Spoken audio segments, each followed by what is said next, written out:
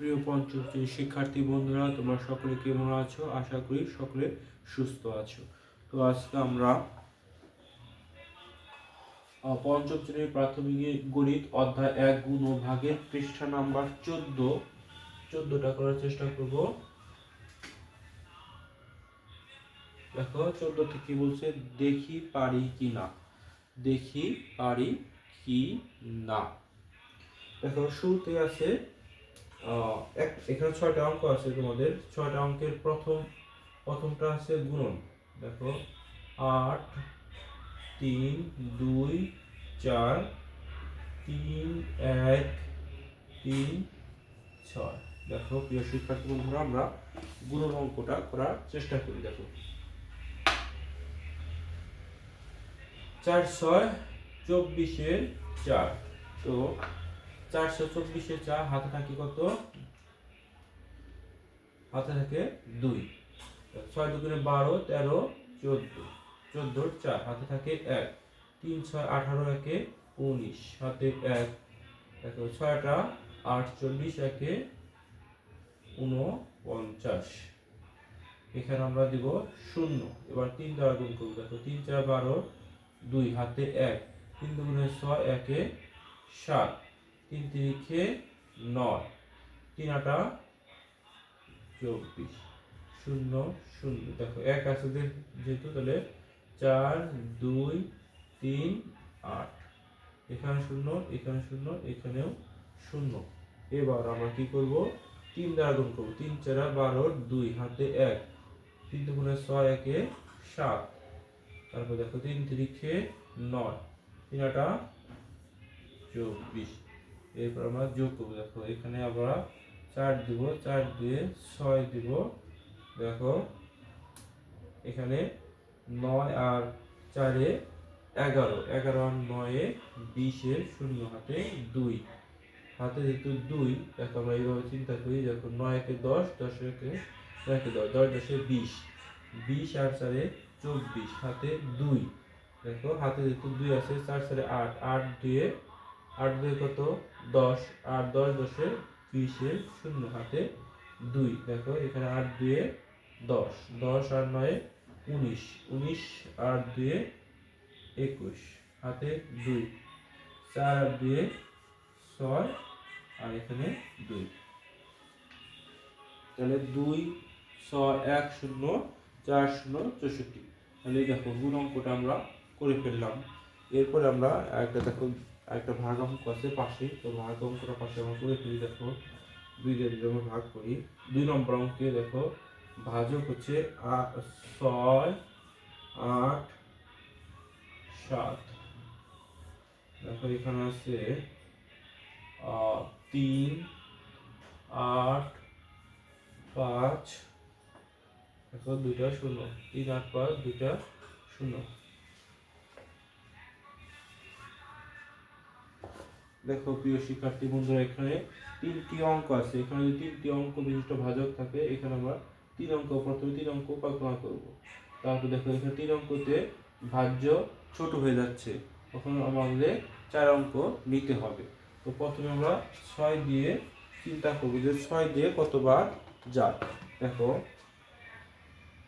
6 এককে 6 7 12 3 4 4 4 5 6 30, 6 6 36, 6 6 36 ঠিক আছে, 38 এর খুবই কাছে।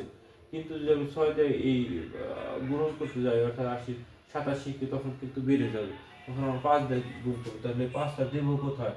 এই যদি আমার 4 অঙ্ক চিন্তা করতে, যার জন্য এই শূন্যর উপরে দিতে হবে এখানে 5।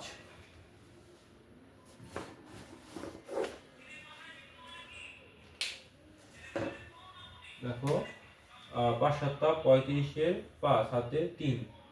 দেখো 8 5 আটা 40 নিয়ে 43 এর 3 হাতে 4।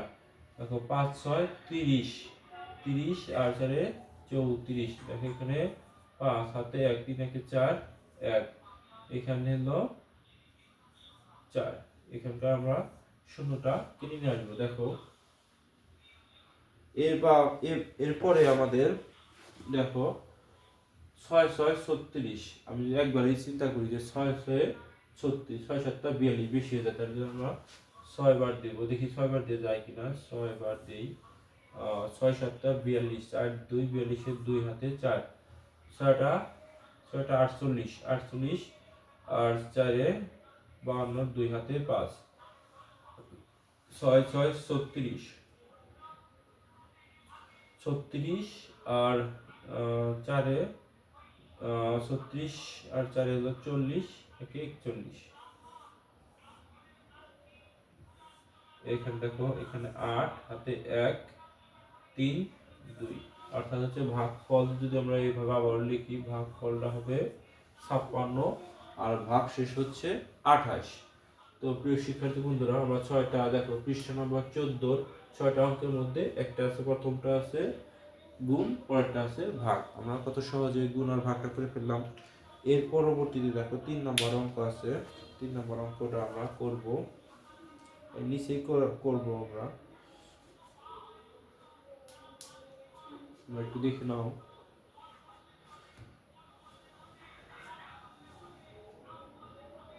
দেখো আমি একটু মুছে দিই তাহলে।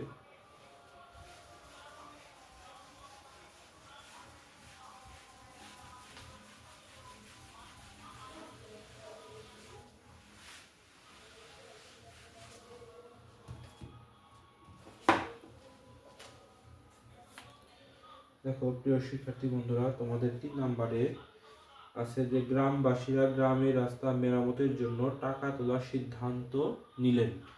গ্রামে 3392টি পরিবার আছে। প্রত্যেক পরিবার যদি 780 টাকা করে জমা দেয় তাহলে সর্বমোট কত টাকা হবে? এটা হচ্ছে তোমাদের 3 নাম্বার অঙ্ক। দেখো এখানকার 3 নাম্বার অঙ্ক, অর্থাৎ 14 নম্বর পৃষ্ঠার 3 নাম্বার অঙ্কটা। তাহলে সর্বমোট কত টাকা চাইছে, কি সর্বমোট কত টাকা হবে, মানে টাকা হবে, টাকাটা চাইছে। তাহলে টাকাটা যা চাবে তাহলে ডানে দিব। তাহলে একটি পরিবার যদি টাকা জমা দেয় 750, একটি পরিবার, এভাবে আমরা লিখতে পারি, একটি পরিবার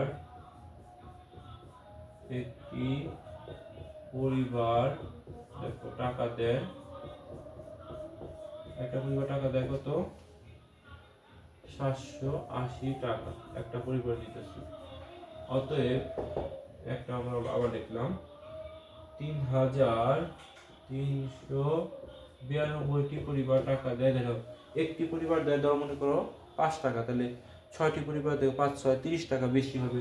তাহলে আমরা দেখো এক হচ্ছে শুরুতে এক থাকলে আমরা কি করব? গুণন দিব। প্রাণীর সময় না থাকলেই, আর প্রাণীর সময় থাকলেও গুণন, অথবা প্রাণীর সময় না থাকলেও 1 2 শুরুতে থাকে, তাহলে আমরা গুণন দেব। 3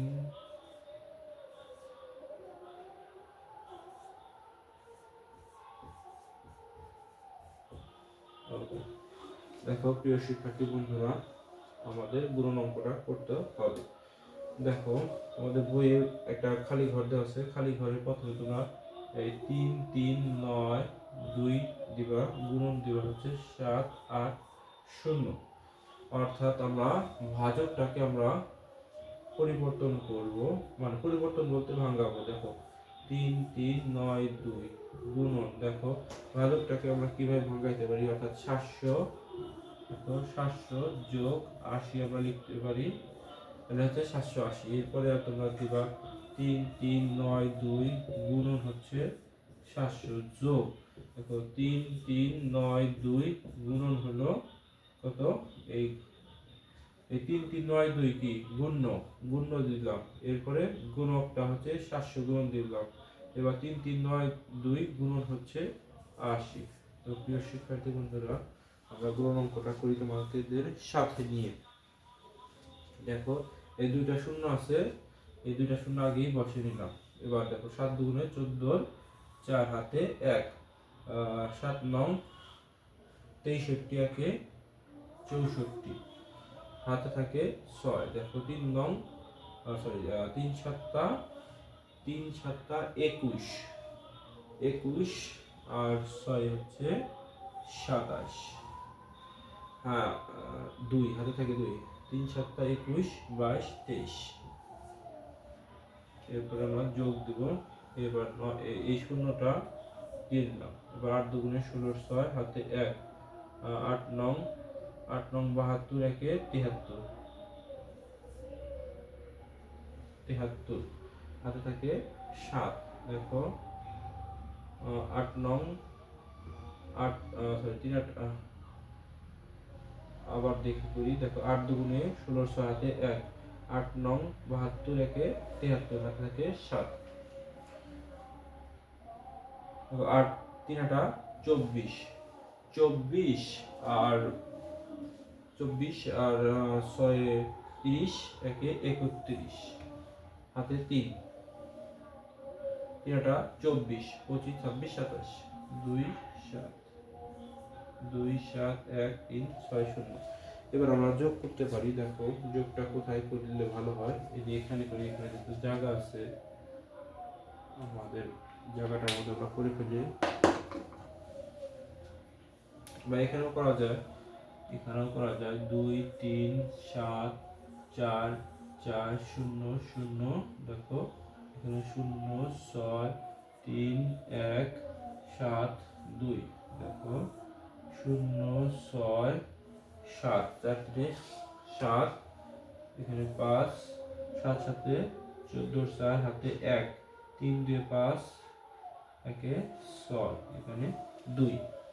তো প্রিয় শিক্ষার্থী বন্ধুরা, এভাবে আমরা এখানে এখানে লিখে রাখলাম। দেখো 2 6 4 5 7 6 0 টাকা। দেখো প্রিয় শিক্ষার্থী বন্ধুরা, কত সহজে আমরা অঙ্কটা করে ফেললাম। একটি পরিবার টাকা দেয় এত টাকা, অতএব 3332 পরিবার টাকা দেয় গুণন। তারপর আমরা গুণনটা এইভাবে ভেঙে করে দিয়েছি। তো প্রিয় শিক্ষার্থী বন্ধুরা, কত সহজে অঙ্কগুলা করে ফেললাম। এরপর আমরা দ্রুততার সাথে শেষ করব এই পৃষ্ঠাটা।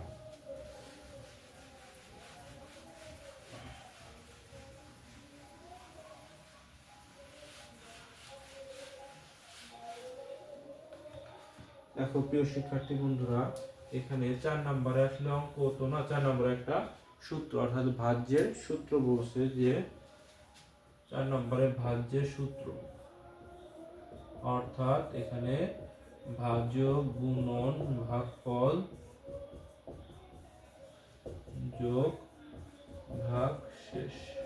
ওকে, এটাই হচ্ছে সূত্র। ভাজ্য সমান ভাজ্য গুণন ভাগফল যোগ ভাগশেষ, এটা হচ্ছে সূত্র 4 নম্বর। এরপরে বলছে 5 নম্বরে। দেখো 5 নম্বরে বলছে 6 3 9 73 ভাগ 100। এখানে ভাগফল কত আছে? দেখো এখানে এটা হলো সহজ পদ্ধতি ভাগ, দুইটা শূন্য আছে না, তাহলে এই 73 হলো ভাগশেষ। এটুকু হচ্ছে ভাগ ফল। বুঝতে পারছো প্রিয় শিক্ষার্থী বন্ধুরা? এটা হচ্ছে সহজ পদ্ধতি ভাগ, অর্থাৎ যে একের পরে যে দুইটা শূন্য থাকে, আমাদের যে একটা সংখ্যার একেবারে শেষ দুইটা অঙ্ক হচ্ছে ভাগ শেষ হবে, তার আগে আগে আগে যে কটা থাকবে সেটা হলো ভাগ ফল হবে। এবার দেখো 6 নম্বর অঙ্ক দেখি। এখানে এইটুকুর জায়গার মধ্যে করার চেষ্টা করি। দেখো এখানে বলছে 9 9 দুইটা শূন্য গুণন 5 8 72। দেখো এটা আমরা কিভাবে সহজ পদ্ধতিতে গুণনটা করতে পারি। দেখো এখানে যে দাগ আছে, আমরা এখান থেকে করার চেষ্টা করি। দেখো এখানে 9 9 দিয়ে থাকতে পারে সহজ পদ্ধতিতে গুণন, অথবা 9 9 দিয়ে থাকতে পারে, 9 দিয়ে থাকতে পারে, অথবা 10 110 1010 এভাবেও থাকতে পারে। তো যেহেতু 9 9 দিয়ে শুরু হয়েছে, দেখো আমরা এইভাবে দেখো 9900 আমরা 10,000 দিব। দেখো 10,000 বিয়োগ হচ্ছে 100। 10,000 থেকে যদি আমি 100 বাদ দিই, তাহলে 9,900 পেয়ে যাবো আমরা। গুণন হচ্ছে দিব, দেখো 5 8 72। দেখো তোমাদের এখানে গ্যাপ আছে, তোমার গ্যাপগুলো পূরণ করবে এইভাবে। দেখো 10,000 গুণন 5 8 72 বিয়োগ দেখো 100 গুণন 5 8 72। এরপরে দেখো তোমরা এখানে 5 8 72 কয়টা শূন্য আছে? 4টা শূন্য, 1 2 3 4টা শূন্য আছে। দেখো এখানে 5 8 72 পর দুটা শূন্য আমরা দিব। এরপরে দেখো আমরা বিয়োগ করব। বিয়োগ আমরা চাইলে এখানে করতে পারি। দেখো 5 8 2 7 2 4টা শূন্য আছে। এরপর দেখো এখানকার দুইটা শূন্য 2 7 8 5। দেখো আমরা বিয়োগ করি 0 0 8 এখানে 2 এখানে 9 10 11 12 3 এখানে 6 1 এখানে 8 এখানে 5। তো প্রিয় শিক্ষার্থী বন্ধুরা আমরা এখানে দিব 5 8 1 3 2 8 0 0। তো প্রিয় শিক্ষার্থী বন্ধুরা এই যে এটাই হচ্ছে উত্তর। তো এখান থেকে আমরা এখানে করলাম। তো প্রিয় শিক্ষার্থী বন্ধুরা দেখো 6 নম্বর এখানে হলো 4। 4টা তোমরা একটু বুঝে নাও। 4 5 এখানে 6। দেখো 6 নম্বর আমরা সহজ পদ্ধতিতে গুণন কিভাবে করলাম।